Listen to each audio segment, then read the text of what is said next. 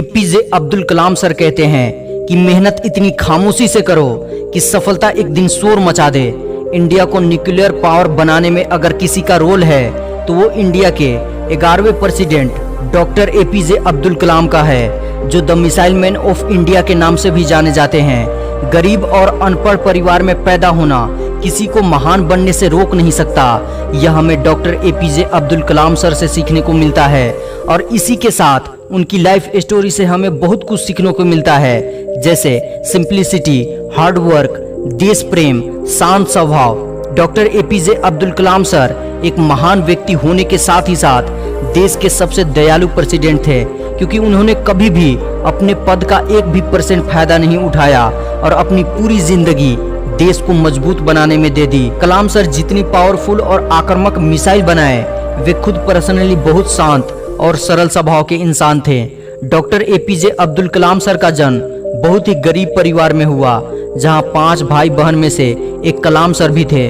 उनके पिता नाव चलाते थे जिससे उनका घर चलता था। वो पढ़ाई में ज्यादा खास नहीं थे, लेकिन सपने बहुत बड़े थे और देश के लिए कुछ करने की आग उनके अंदर बचपन से ही थी। उनमें नई चीजों को जानने की भूख बचपन से ही थी। गरीबी की वजह से वो अपनी पढ़ाई की खर्चा अखबार बेचकर उठाते थे। 1954 में उन्होंने एसटी जोसेफ कॉलेज से फिजिक्स से ग्रेजुएशन की, फिर मद्रास इंस्टीट्यूट ऑफ टेक्नोलॉजी में एरोस्पेस की पढ़ाई करने के लिए पहुंच गए, जहां पढ़ाई के लिए उनके पास फीस नहीं थी।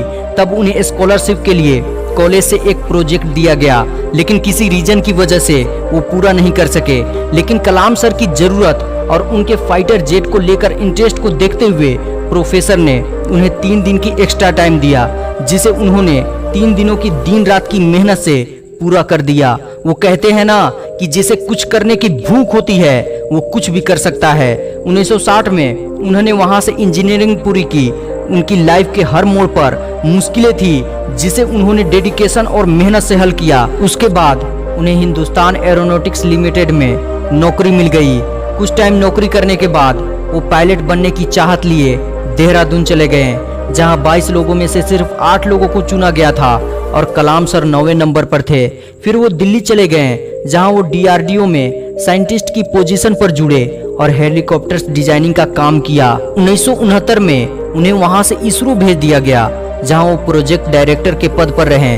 1980 में सरकार का एडवांस मिसाइल प्रोग्राम शुरू हुआ, जहां उन्होंने अग्नि और पृथ्वी जैसी मिसाइल बनाई। 1998 में पोखरण न्यूक्लियर टेस्ट में कलाम साहब का मेन रोल था। इसके बाद वो स्पेस प्रोग्राम और मिसाइल डेवलपमेंट प्रोग्राम से जुड़े और वहीं से उन्हें मिसाइल मैन ऑफ इंडिया के नाम से लोग जानने लगे। कलाम साहब हमेशा देश के युवा और उनके बेहतर फ्यूचर के अलावे और कोई बात नहीं करते थे।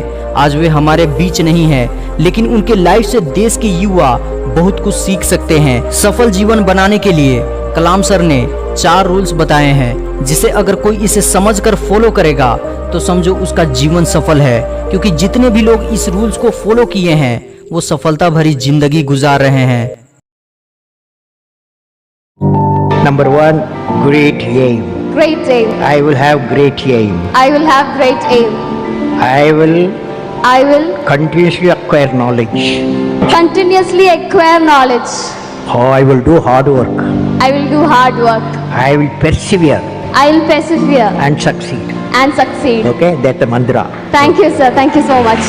कलाम सर का ये 4 रूल्स आपको बहुत आगे तक ले जाएगा, इसलिए हमेशा इसे ध्यान में रखें। मैं अंत में बस इतना ही कहना चाहूंगा कि मेहनत इतनी खामोशी से करो कि सफलता शोर मचा दे, यानी शांति से शोर मचाओ।